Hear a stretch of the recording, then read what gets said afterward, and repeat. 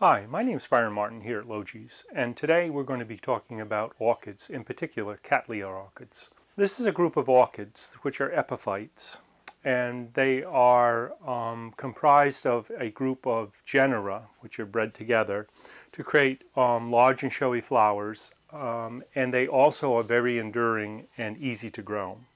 So within the Cattleya alliance, there are many colors. There are the large whites and purples that we are very familiar with for corsages, but there's also been some breeding where we have oranges, yellows, reds, many different colors, and many of them are fragrant. They have a very nice scent to them when they're in flower. Their culture is quite easy. Basically, they need quite a bit of light, and they're epiphytes, meaning they grow in the trees, and they usually are found way up in the tops of the branches, not necessarily in the fullest sun, but where they do get dappled sunlight throughout the day. They're not an orchid that thrives in the bottom of the forest canopy on the floor or at the base of the trunks of the trees. So that indicates that when we grow them as container plants, we need to give them fairly good quality light. And one thing you do when you're growing them is you want to have this kind of pale leaf to them rather than a dark green leaf like this.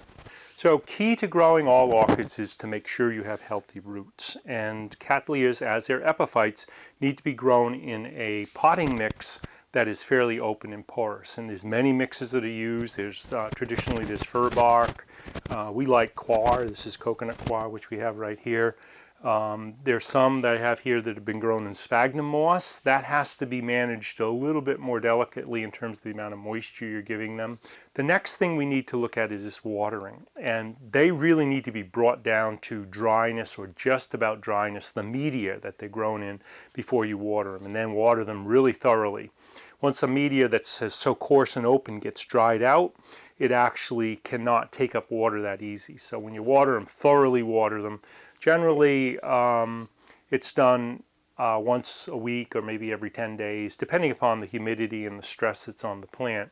That's one of the downsides to growing in a fir bark mix, is that the bark will dry off very quickly. So when we're growing terrestrial plants or soil-based plants, we see the soil gets dry, we know we need to give them a drink. Here with a bark-based mix, we really don't see that dryness, and the same goes with coir. So you actually need to kind of stick your finger down in there if you have questions, see if it's still moisture in it. This one actually looks dry on the surface, but when I stick my finger into it, it's actually got plenty of moisture. So you can see that this is an older bulb, kind of yellow. It's got some shrivels in it. There's nothing wrong with that. And you can see there's old flower spikes right here that have been gone by in the bulb, and it's going in this direction. Now this is the newest, what we call lead. As you can see, this younger bulb has younger leaf on it. It looks newer, and it has a flower coming out of the top of this, what's called the sheath. The blooms emerge at the top of the bulb on the stem that's growing. And then there's this papery covering that actually covers the bulbs as they grow up. And you can see that's nice and plump. So this plant actually is taking up water, even though it's very floppy in the pot. And I took this one out because I want to demonstrate how to repot. So when you repot them, and usually if you're growing in bark, you want to do it about every year. If you're growing in coir, you can go probably every couple of years. Sphagnum moss, you actually can go a long time with it, although eventually it kind of settles and needs to be replaced. So we pull them out of the pot.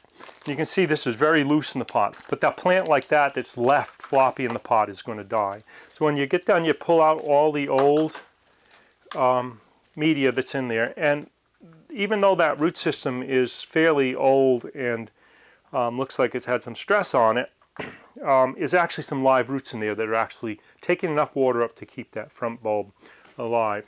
And so we're going to actually go up in size on the pot. So when we pot them, we pull away the old media. I usually leave some of the old roots on. It helps anchor them. And then because the plant's growing in this direction, we want to pull the plant over to the opposite side of the pot so that it has room to grow. It's push it down. You want to really make sure they hang on firmly. For fir bark, I would actually use a stick or even the back of my pruning shears to kind of tamp the bark down. Coir seems to grab onto it easily, as well as sphagnum moss tends to grab onto it. But when you're done, you want to be able to pick that plant up without it falling out of the pot. If it's loose, an orchid will die, so you want to make sure it's held securely in there. As far as pruning goes, we generally cut the old flower spikes off when they're done, and Really, there isn't a lot to do in pruning them. I think when the plants get very old and very large and you're going into the process of repotting, you can cut some of those older back bulbs off.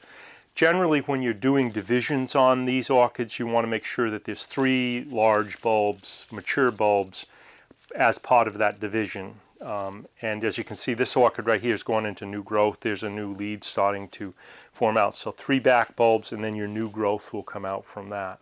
Growing Cattleya orchids is actually quite easy. They're very durable plants, and they do thrive. Just remember, you have to give them the light to get the flowers out of them, and pay attention to your watering.